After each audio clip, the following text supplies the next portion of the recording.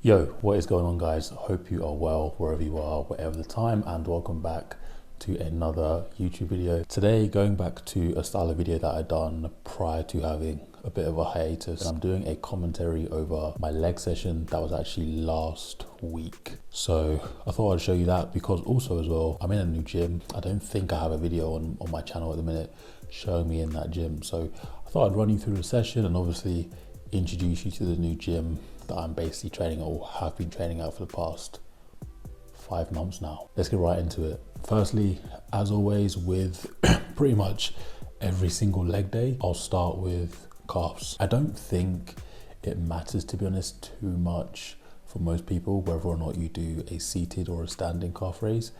I think the most important thing is just training them consistently and making sure that you're training them with intensity. I think it's that simple.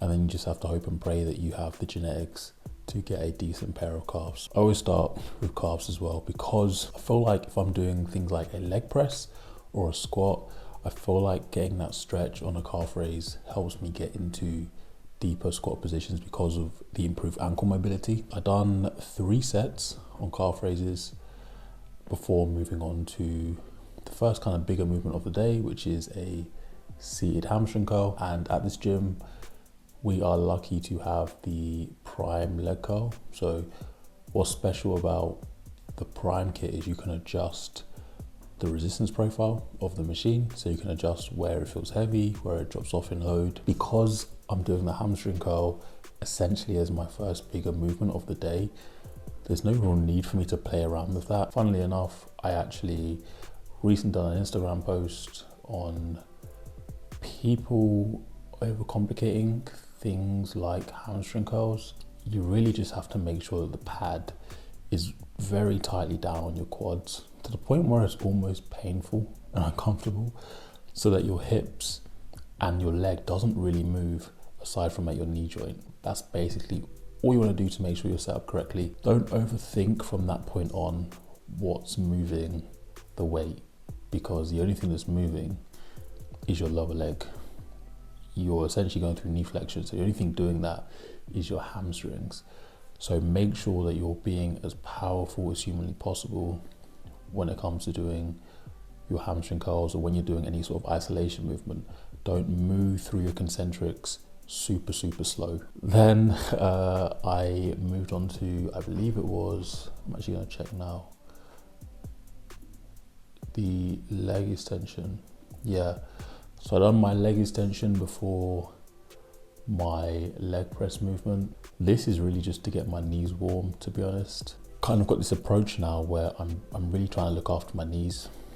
My knees have notoriously been an issue for me over the past year or so. And doing the leg extension before my heavy compound work means that I don't use as much weight.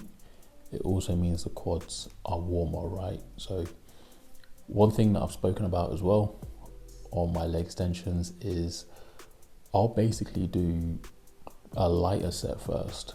So I might do a higher rep set first, 20 plus reps, and then I'll do a heavier set. And I feel like my knees have liked that much better. I'm not somebody who's really a fan for myself of doing like 6 to 8 or 8 to 10 reps on a leg extension. And I know there's going to be a lot of guys who are part of this kind of top set, back off set camp where you can't do a heavier set second or after that lighter set, but you can. The results are the same. You're still training to failure. You're still trying to progress the movement, right? So that's how I set it up. Then also using lifting straps as well, just to make sure my hips stay down. And again, basically making sure that the only movement that's going on is extension at the knee. That's it. So knees are all good. Move on to leg press. And again, to kind of combat my knee pain, I've basically removed my knee sleeves. I'm not wearing any knee sleeves in my training. One, that stops me using load that I don't really have any business using. And 2, it stops me putting them on to mask any pain I have. If I have pain with an exercise now, I either drop the weight down.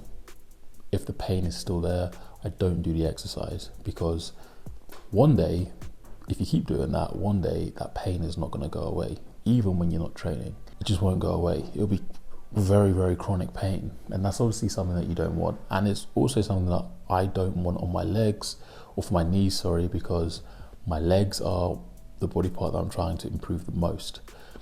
If I'm injured and I can't train them properly, they're not going to grow. So yeah, no knee sleeves from here on out, to be honest.